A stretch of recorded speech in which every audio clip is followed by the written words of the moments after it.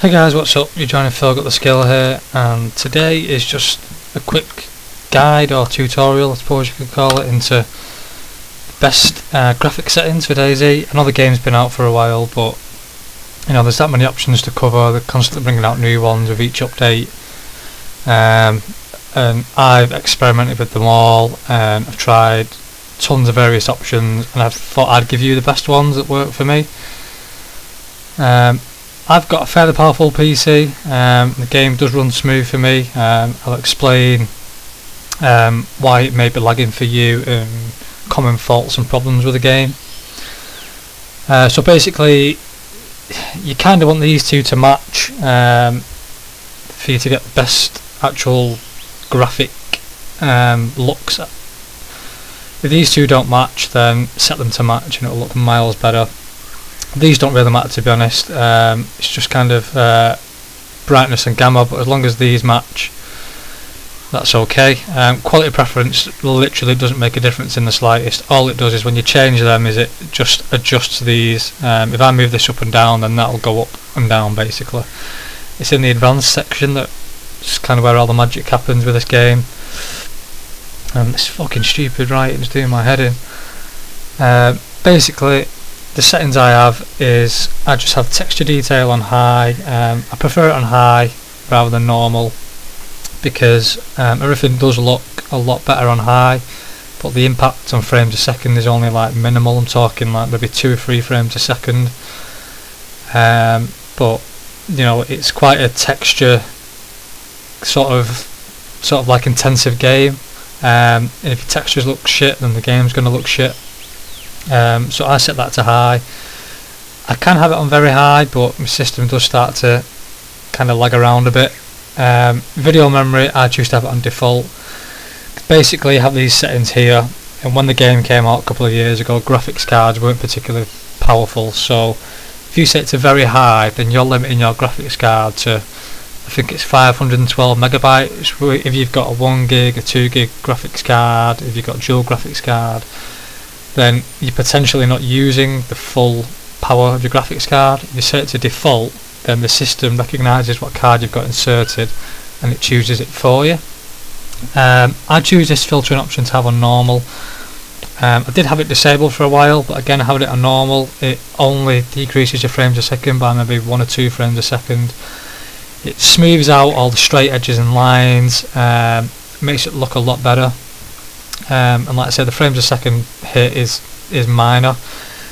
I choose to have this filtering option disabled because this is your biggest killer. If you have any of these disabled, so if you have any of these turned on, then you're gonna kill your system performance. I've noticed if I've got say 55 frames a second in a certain area, if I turn it on to any of these, it can drop from 5 to 10 frames a second just instantly. And as soon as I go into a massive town or city, it's just even worse.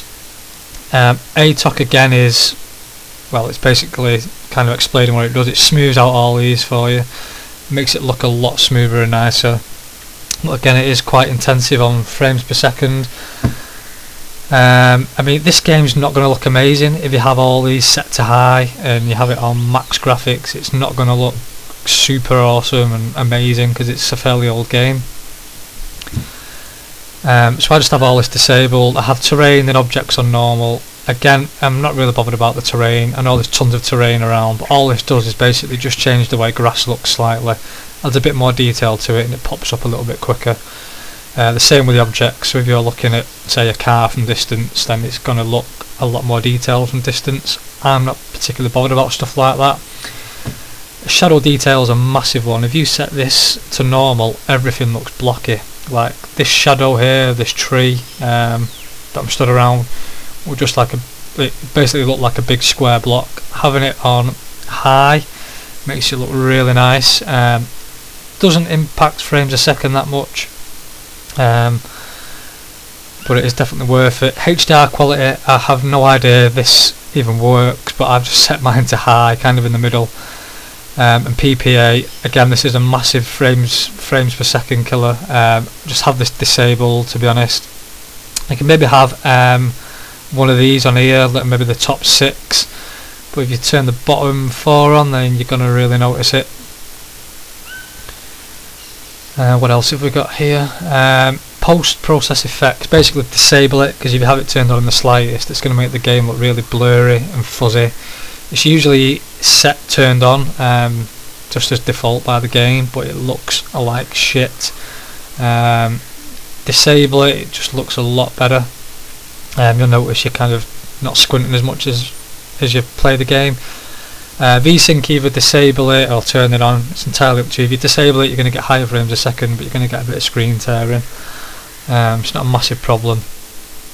I've just disabled mine. I mean, when I'm playing the game, if I'm just running around in an open area like I am right now, I get around here about 60 frames a second on average, between 50 and 60. I go into a small town or village, it drops to mid 40s, early 50s.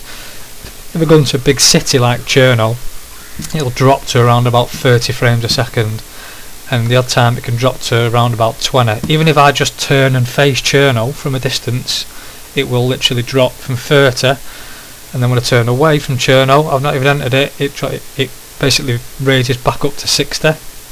It's just to do with all the sudden graphic options the game's got to process. It's gone from processing literally absolutely nothing, just grass and trees, to processing a big town, a village, a city. You know, my PC, it's not the most powerful. I post specs in the description, but it's basically got 8 gigs of RAM, a 2 gig graphics card, 6 core processor. It's fairly powerful, but I've got friends that have got even more powerful PCs, and they have the same problem that I do with it just lagging. Some of it's server side. I've been in games where it's lagging to hell and my frames a second is like 10-15 frames a second.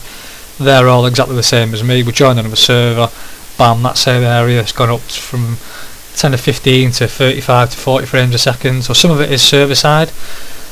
There are things you can do, or people say you can do, in the actual game files. If you find the game files on your PC, and I might post a separate sort of guide on this, but you can tweak like the in-game files, and you can add a few extra things and delete a few things. I've not noticed this increase my performance in the slightest. You can turn off like mouse smoothing and things like that, which is, you know, supposed to help. I haven't noticed that, but it's definitely worth doing. It doesn't have a bad impact on your performance, so if you've got a slightly less powerful PC, then you might notice an increase.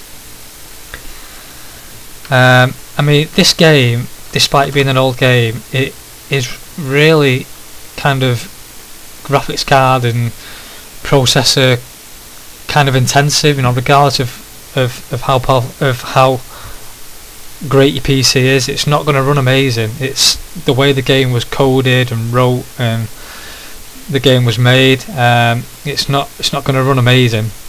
You know, I can play Battlefield and Skyrim on max settings at 50 frames a second upwards constantly, but as soon as I put on DayZ, it drops, and as you can see, it's gone from 60 frames a second down to 40 frames a second just running around this little place.